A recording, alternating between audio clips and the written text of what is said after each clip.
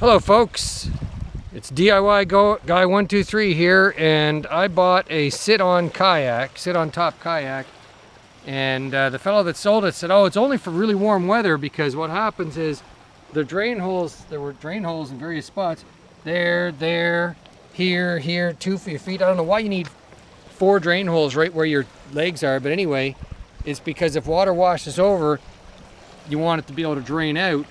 But the problem is, as waves and so on move underneath the boat, water splashes up from those holes and gets your bum wet. That's just silly. They even make something called a scupper plug for those things because it's such a common problem with them. Well, I want to use this kayak soon and I don't want to wait to order scupper plugs, so I made my own. These are just bottle caps off of a milk jug, and we happen to have a few of them kicking around in the recycle bin. So I've got 3 of them in place now. This hole right here was a different shape than the other holes.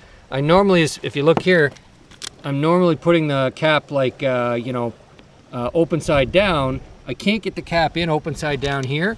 So I've just put a little bit of sealant all around the perimeter. And the worst part about it is getting it in without making a mess. And if I put it in kind of upside down in this hole that's slightly smaller, I'm able to get it to go in, just like that. So basically all the other ones I put in right side up, stuffed down. I'm gonna do a little cleanup with some tissue paper to clean the sealant around the edges. And that's how I plan to do at least those 4. These ones I'll decide later. I'll use it like this and see if, hey, do I really need those to be open, or should they be sealed up too? But anyway, that's an easy way to get your sit-on-top kayak, keep it from getting your bum wet.